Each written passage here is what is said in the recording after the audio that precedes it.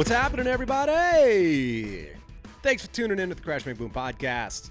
Today's guest is drummer Joel Turcotte of Cat Bamboo, and whose Instagram feed always features Joel flipping some wild shit, so do check him out at Joel Turcotte, and that's with 2 T's. We were able to touch on social media as a tool, the rabbit hole of subdivisions, his influences, musical family, and more. Also, keep your ears peeled for Joel's solo album due out early 2021. Shout out to my sponsor, New Orleans Record Press. If you're looking to release vinyl for your project, go on over to NewOrleansRecordPress.com for all your mastering, lacquer cutting, lacquer plating, design, and packaging and mastering options. They print both 12 and 7-inch records in 120 and 180 gram variants, and they do small runs and larger runs up into the thousands. They can even turn around small runs quicker than most in the industry, so hit them up if you're looking to do any and or all of the above. And that's NewOrleansRecordPress.com. As always, keep your eyes peeled for artists offering lessons, masterclasses, tutorials, and more during this downtime from touring. Bandcamp and merch purchases can also provide some help during this tough time.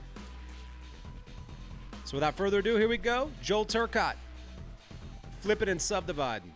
Crash, bang, boom. Crowds go mad with joy. Yeah!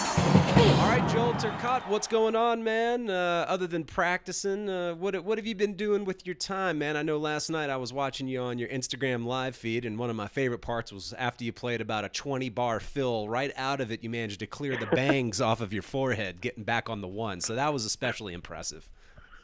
Hell yeah. Yeah, man, I just put together a little playlist last night, and I was just because we got some new speakers in my spot, so I was like, all right, sounds a little better. Maybe I don't know how it sounded. I don't know how well you guys could hear the tracks.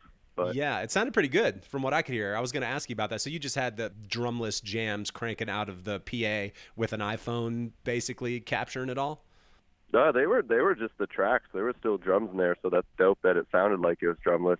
Oh, cool. Okay.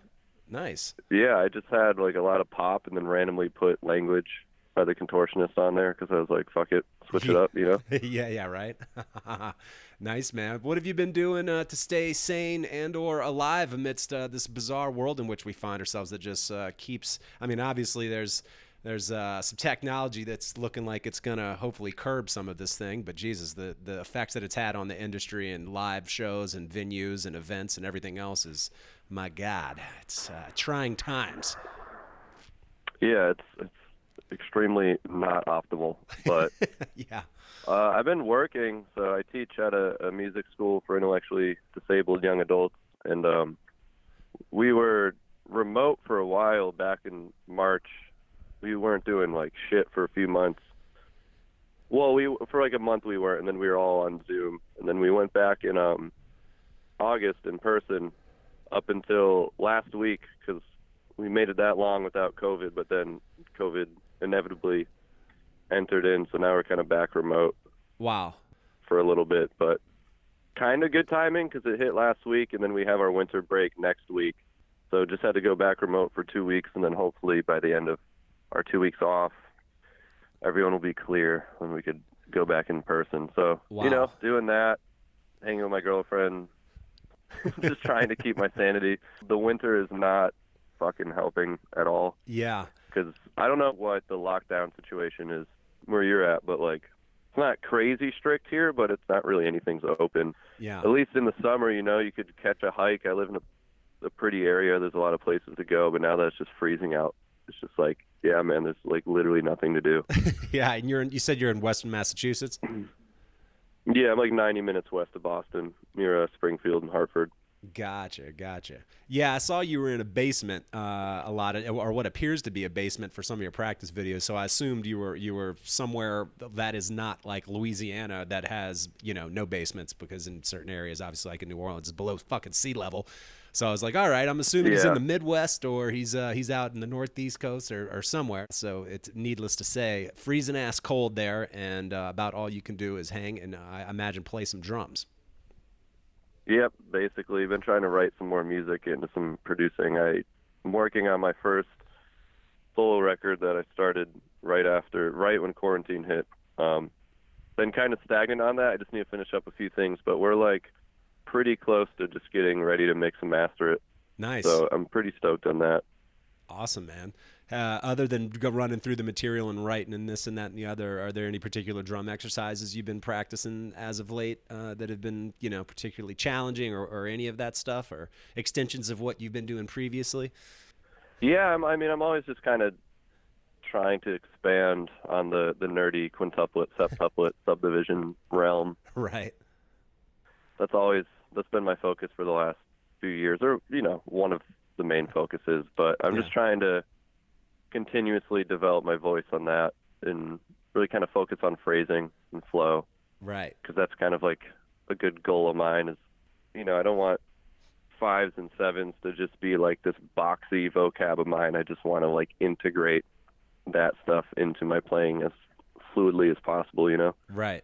And I mean, that is the challenge for sure, because I think it certainly doesn't come as natural, those odd groupings and playing over the bar line and everything, and phrasing it either from 16th notes to, and then, or triplet feels or whatever it is, there's so many options that you can do. But I would say it takes some time to delve into that and really get it integrated. So like you said, it is fluid, and it's something that you can whip out before without it sounding overly mechanical and or super cerebral, like you're just in your head counting everything. Yeah, exactly. Yeah, because I was been into odd meters since like high school. I mean, I grew up listening to prog, so I think that shit was always like in there. And then when I kind of gained the knowledge of like, oh, okay, I like know that this is in 11/8 or 7/16, etc. Mm-hmm. That I became familiar with the odd vocab meter wise, and then it wasn't until like 4 years ago or so that I like figured out what a quintuplet was. Like I already had a 5 vocab from playing in 5/16 and 5/8 and 5/4 and all that shit. But then I was like, oh, a quintuplet is just like fitting a 5 into the quarter note. And then that's when I started taking off on that. I was like, oh, okay. And then since then, with that and septuplets, I've just been like improvising a ton in that shit. Right.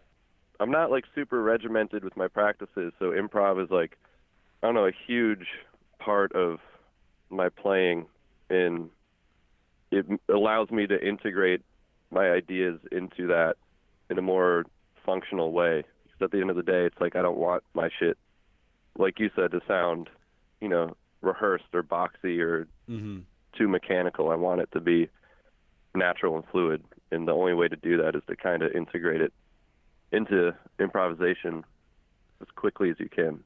Gotcha. Yeah, for sure. I think there's something to be said for pursuing modulation and that the displacement and this and that and the other, and that I think it could be great for sort of developing one's time and sense of time, cross times over the bar line, et cetera, kind of like I was mentioning. But I think ultimately, while it can develop a little bit more of your vocabulary, can it be a little tricky in that aside from drum solos or your own solo project or a group of musicians that are willing to go there, like with Cat Bamboo or something, maybe it's not always that much of use on a gig outside of that. So is there sort of a balance there, or do you just kind of gear yourself towards projects where you can elaborate on that stuff that you're developing? There's definitely, time and place, but that's why I've been more attracted the last few years to the subdivision shit, because the odd meter shit, I think, is cool, but way less. It is much more like niche, you know what I mean? Like if your gig's in 4 and 95% of the music's in 4, you can't really play fucking 15, 16 unless you just want to be an asshole. Like that's just not going to work. Right. But quintuplet, septuplet, it's like you're still in 4/4. You know what I mean? So like I actually find, obviously there's certain time, like if it's a heavy 16th note, like felt groove, playing a quintuplet's just gonna kind of create like rhythmic dissonance. But if it's a more open, just kind of like really in the pocket groove, I find that shit's actually really applicable because it's subtle and to an ear that's not really trained to hear that, which most people's aren't. Right. Like you kind of don't even know it's in quintuplets if it's spacious enough and you're not like abrasively accentuating the 5. So I actually find that the subdivision stuff is, I think, naturally way more difficult than the odd meter stuff, but way more applicable, which is why I'm so into it. Right. Interesting, man. Well, one of the videos that you posted was on the subjective nature of sort of what pocket quote unquote is and how it's both Yeah. subjective and dependent upon the context of the accompanying musicians, instruments, et cetera. Could you Hmm. elaborate a little bit on that just because of without the context of other musicians, say if you're playing solo on an Instagram video, for instance, it's essentially you playing whatever you want, but in some people's minds, maybe it's misleading to someone else who might not be able to delineate between shredding on your own and and playing more quote unquote to whatever it is that the people expect of you to play. So I guess maybe elaborate a little bit on that idea.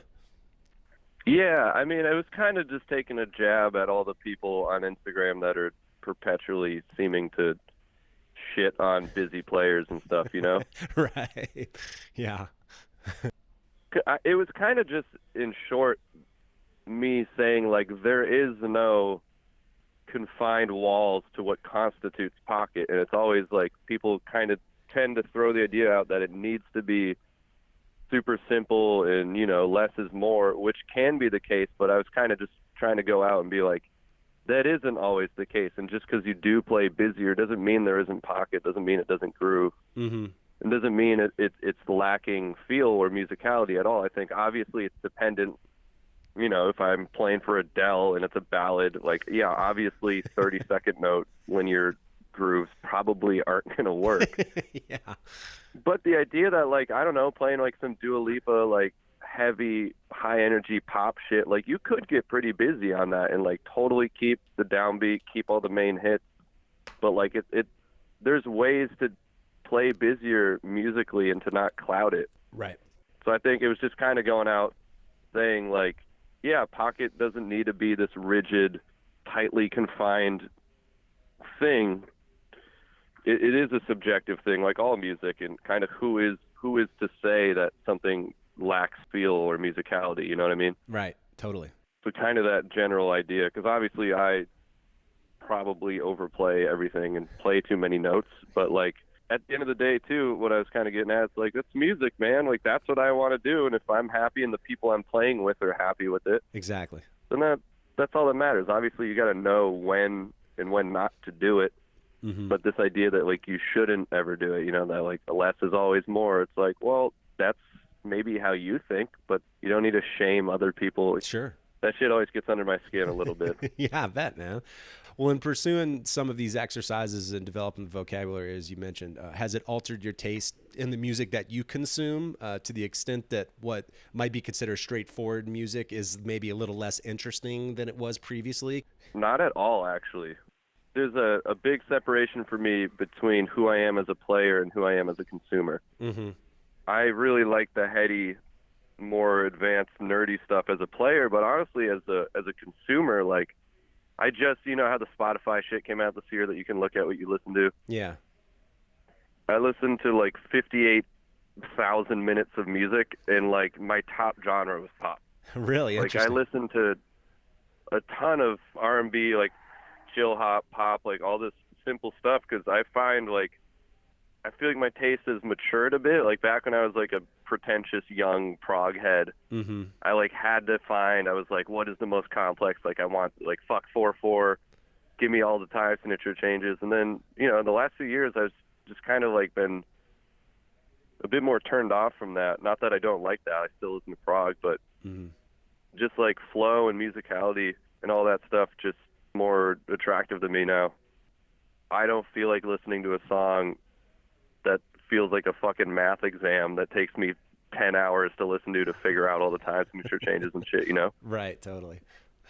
So I do listen to a ton of pop and all that shit. And the prog I listen to, like Jakub Zaiteki, Pliny, Intervals, The Contortionist, all this stuff. Like, it's obviously more complex, but I feel like they blend that bridge of complex prog, but also making it super musical and natural sounding and beautiful, Mm-hmm. kind of like Snarky Puppy. It's just like they just blend that so well, Right. and that's what I'm more into these days, and that's what I've tried to do on my records and stuff. It's nothing too crazy on there. Yeah. Well, as a guy who I'm again more aware of via social media as opposed to maybe a group that you would have been associated with, how long have you been posting video? And I guess my question, as someone who gets sort of has to take breaks from social media at times, I feel like it's going to make my head explode. I'm just wondering if it's sort of a slippery slope and feeling as though maybe you're too obligated and/or revealing too much of yourself to keep up with it and using it as a tool, or is it just part of self-promotion and that's what it is to you, I guess? Yeah, that's a good question. I feel like that's the thin line everyone has to walk on. That is the tightrope of like, Right. it is such a useful tool, and I'm super grateful for it because most of my opportunities that are arising and things I've been able to do have come from that. Mm-hmm. But also, it's social media that's designed to fucking psychologically bait you and make you addicted to your phone. Right, totally. So it is that slippery slope of like, well, as an artist, I feel Instagram is literally for me essential. I'm like, obviously, like you can make it without it, but it is just like the craziest tool Yeah. that has never existed. You know what I mean? Yeah. So I do have a healthy relationship with it in that realm, that I do just use it as a way to connect and, integrate into the larger drum community. Right. And push myself out there. But yeah, it's definitely, you do feel that obligation and that addiction to it that is also shitty at times, Yeah, totally, man. It's a hard thing to navigate. Yeah, totally. I was thinking about how I became aware of you, and it might actually tie back to the drummer Dimitri Fantini posting a clip of you. I think that maybe having followed him, because I'm aware of him through some of the New York collective guys like Tobias Ralph and Alex Cohen and some of those guys. So I think I knew of him through those guys, and then because of following him, I think he posted a clip of you. So I was going to ask you what your relationship was with him. He's just one of the many like Instagram homies I've had that like kind of all my homies on there, like him, Chris Paparota, Forrest Rice, Andy Prado, all these dudes, Ian Maciak. It's just like you kind of don't even know how any of you guys got on each other's radar. You just, I guess, stumbled across each other for like, years ago. So he's just been a homie that like I think I just found on Instagram one day, and then we just started following each other and became friends on there. And then I met him last year. Oh wait, wow, that is this year. Jesus Christ. At NAMM. Okay. January and February just seemed like a decade ago. I know, man. Jesus. It's crazy. But yeah, I met him at NAMM. And then when I drove down to meet up with my band in Louisiana on the way back, I stayed the night at his place and hung out at his studio and filmed some videos and shit. So nice. Yeah, just one of the many dudes that were friends on social media, and then, fortunately got to meet up in person. Wow. Very cool, man. Yeah, it's definitely part of a community, I think, again, where maybe people are more aware of you via the self-promotion via Instagram as opposed to maybe being like associated with a particular band. But I think the hustle to get people's eyes on it and generate enough content is something, that is commendable, and it's definitely, you have to hustle to be able to get that. So I've always respected it. So yeah, I imagine amongst y'all kind of all share that similar hustle of putting out so much. And it's pretty amazing that you could post a video and potentially reach thousands and thousands and thousands of people or whatever it is that you're trying to promote. So it's crazy. Yeah, in that instance, that the accessibility that people now have via social media is definitely the perk of it, as we were kind of talking about. It's very humbling too. It's not like I have a crazy amount of followers, but a few months ago I hit 10K, and even that, I'm just like, that's absurd. Yeah. Like I'm a nobody. Like why is anyone following me? You know what I mean? It's just like, it's humbling. I appreciate all the, the people I've met and the support, and hoping to just keep that growing. Yeah, man. Well, I know you mentioned originally being a Massachusetts guy. What age did you find the drums, and sort of how did you grow up in a musical household? Because I've seen video of you soloing on piano and stuff, so I imagined that either you studied extensively or you grew up in a musical household or something's going on. Yeah, my dad's a drummer, so I've been playing since I was like 2. Wow. My brother would dabble in guitar and shit, but it's really just mostly my dad. So got to give him the credit. Yeah. And with piano, I just started messing around like junior year of high school. And then kind of, once I learned music theory, I got an associate's degree in college in music. So, Okay. Having the theoretical knowledge helped me, but never really took outside of like mandatory piano lessons. Huh. With piano, just never really took lessons or anything, just kind of figured a lot of it out on my own, with the help of refining some technique from those classes in school, but mostly just kind of self-discovery on that instrument. With the But it's good because it's a good compositional tool. Like that's how I wrote my entire record. Was just wrote everything, guitar, bass parts, everything on piano. Wow. Yeah, and then do you know Josh Dela? He's a guitarist. He plays a lot with Mac Artska. Yeah, I think so. Yeah, so he learned and recorded all the guitar parts for the record because I cannot play guitar to save my life. Right.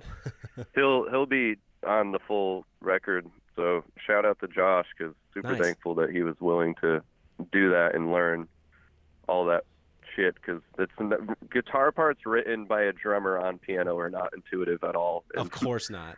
he did a great that instrument, piano to guitar, does not translate logically a lot of times. So he really stepped up and just killed that shit as hard as he could. Nice. But yeah, it is nice to have a secondary instrument that I can tonally contribute ideas, because back before I really knew my theory and shit, it was always like in my bands I would have so many ideas, but it was always so frustrating that I could like only contribute rhythmically or structurally. Mm-hmm.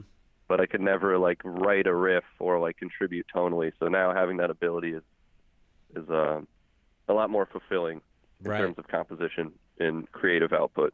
Yeah, man. Well, I mean, obviously you started playing young. Your dad was a drummer. You mentioned that you got an associate's degree. Were there any drum instructors that you had along the way that were particularly influential on sort of you developing, upper additional levels in your own playing?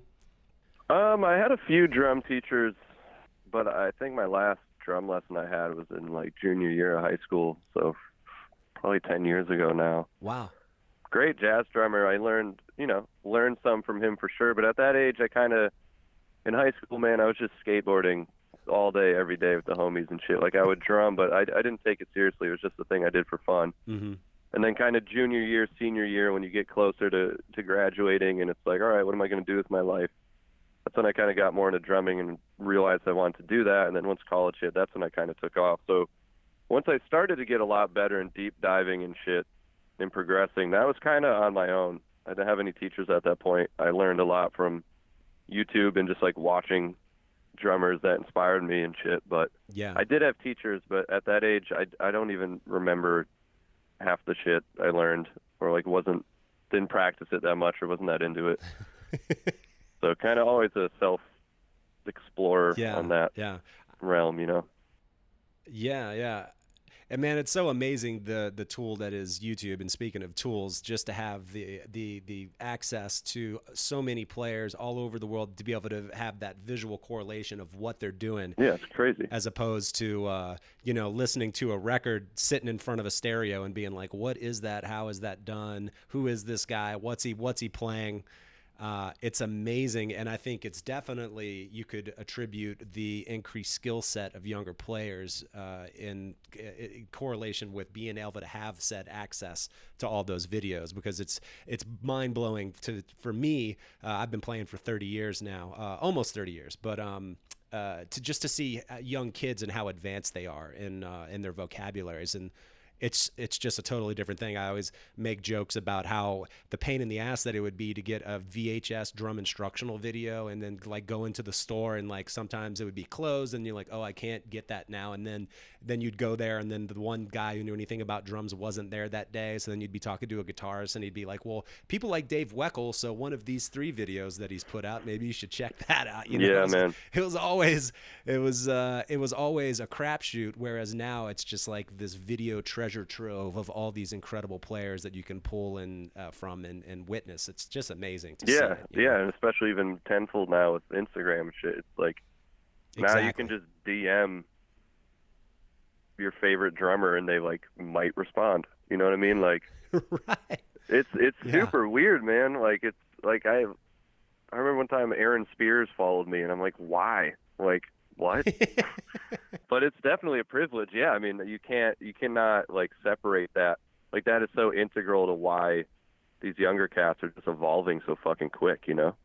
Absolutely, man. Well, in those early years when you started to really kind of commit yourself more to the drums, was there any particular drummer or recording or anything that you kind of became obsessed with that you feel now, sort of in hindsight, that maybe that influence is still there? It's kind of a question I like to ask because sometimes those influences will just last a lifetime, it seems. Definitely Matt Gartzka, I would watch, because he's a Western Mass native too. So he grew up, I didn't know him because he's like 5 or 6 years older than me, but he grew up 2 towns over from, where I live. Okay. This dude Joe Salins that kind of got him on the scene, phenomenal musician, jazz dude. Kind of everything, jazz, funk, Latin. He's just ridiculous. Plays bass and keyboard at the same time. He's a psycho, but wow, in the best way. But yeah, he kind of got Matt on the radar in the scene and like really made him take off.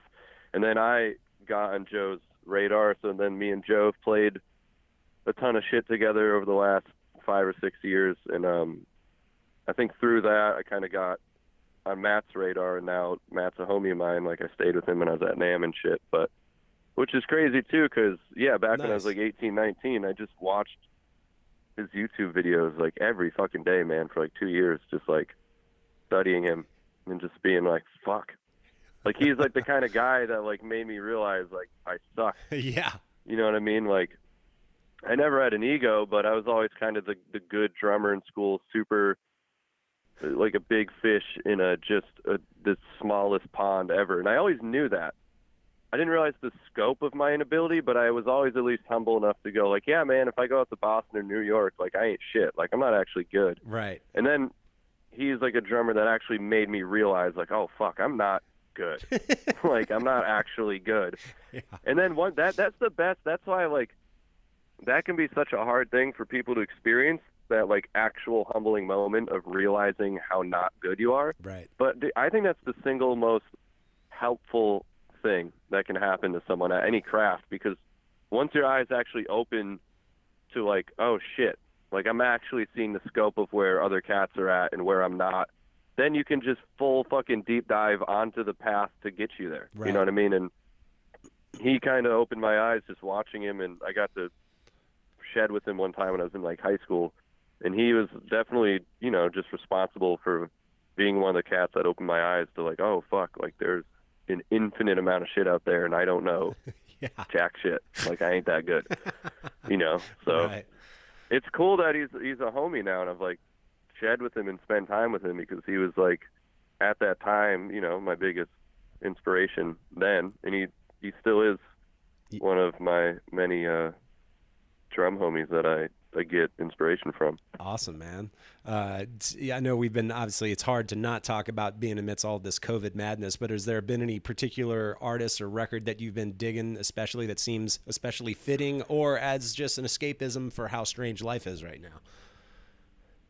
Yeah, I mean, Pliny just dropped his new record a couple weeks ago, and the week that came out, I just bumped that on repeat, because he's just my favorite instrumentalist in that genre. And the record's just perfect. Nice. Beautiful. And then there's just a lot of random, more poppy artists and stuff that, that's the good thing about 2020, I guess, with the COVID shit, is just like so much music has come out. Yeah, right. And a lot of sad boy songs, just hit you in the feels when you're feeling depressed. Totally. Like listening to the depressing ass ballads and shit. Yeah. Honestly, I fuck with that stuff. I'm like, I don't even need drums in the song. Whatever, just give me piano and a good voice and just make me feel things. Absolutely. I need the balance. Like, I can't, if I listen to too much pop all the time, then I'm like, all right, let me put on some Meshuggah. Right.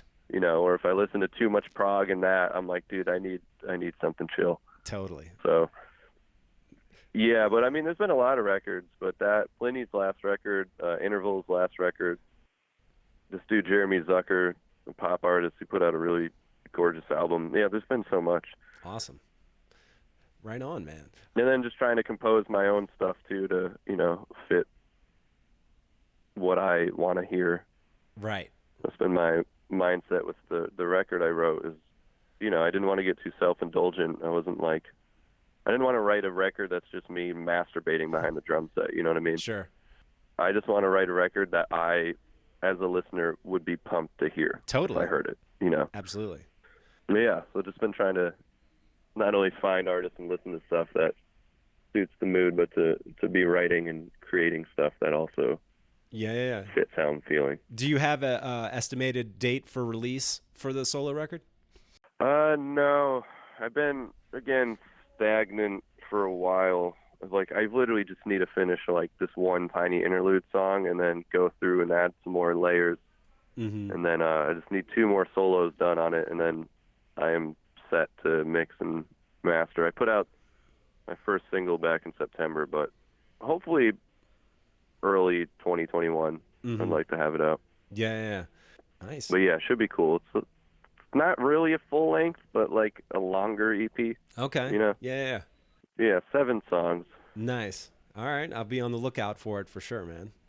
Hell yeah, thank you. One last question about sort of the world of modulation and displacement, et cetera. It seems from talking to a lot of drummers about that world, everyone seems to reference Vinnie Colaiuta.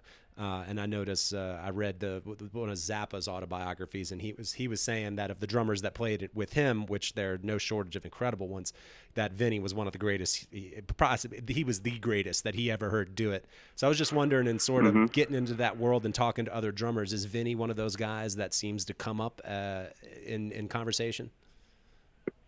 Yeah, I mean, Vinnie's definitely one of the goats, and especially in the odd meter world. Yeah. Self-admittedly, I mean, I've obviously heard him play on Zappa and stuff. I've never even deep dived into him. Interesting. Or really a lot of the older dudes, which is I feel kind of slightly ashamed of sometimes because, Dennis and Gary Novak and Vinny and all these, kind of older goats, I'm, not that familiar with. I haven't, dove into them that much. I'm much more into the newer dudes, and Sure. There's always a bit of shame because everyone's talking about them. I'm like, yo, low key, I don't fucking know about what they're doing.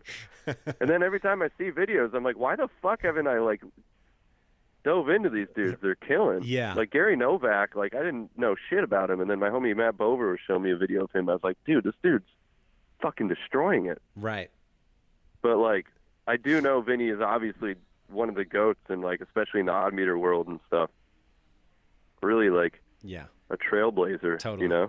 Yeah, it's funny, man, especially you being in Massachusetts. There's so many shredders and people that dive so heavily. I don't know if Berkeley has something to do with that and the instructors there, and then that sort of spreading out within that. But it's I've always been impressed with the degree of vocabulary and everything that seems to come out of that area, and it goes all the way. It goes back to Vinny and Steve Smith studying with guys there in Berkeley, and then all the way forward, you see guys that are coming out of Berkeley. You have Dave DeCencio there, who's an amazing drummer, and I got the pleasure to sit in on my homie when he was there.